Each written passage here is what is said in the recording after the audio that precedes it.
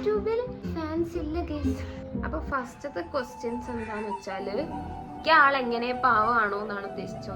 Delivery പേടിയുണ്ടോ?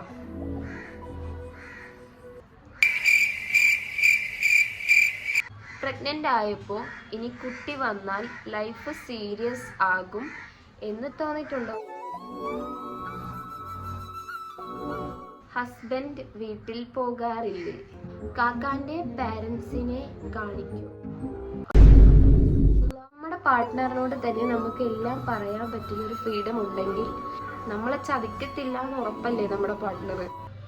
അവർക്ക് ചെയ്യാൻ പറ്റാത്തത് മറ്റുള്ളവർ ചെയ്ത് കാണുന്നോണ്ടല്ലേ അവര് നെഗറ്റീവായിട്ട് അത് എടുക്കുന്നത്.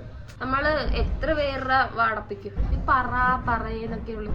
നമ്മൾ പറയൂ വാ മൂക്കൊക്കെ കേൾക്കുമ്പോൾ അവർക്ക് ഭയങ്കര കുറ്റം പറയുന്നവർക്ക് എന്തും കുറ്റമായിട്ടേ തോന്നുള്ളൂ. നമ്മൾ കാണിക്കുന്ന എല്ലാം കുറ്റമായിട്ടേ തോന്നത്തുള്ളൂ.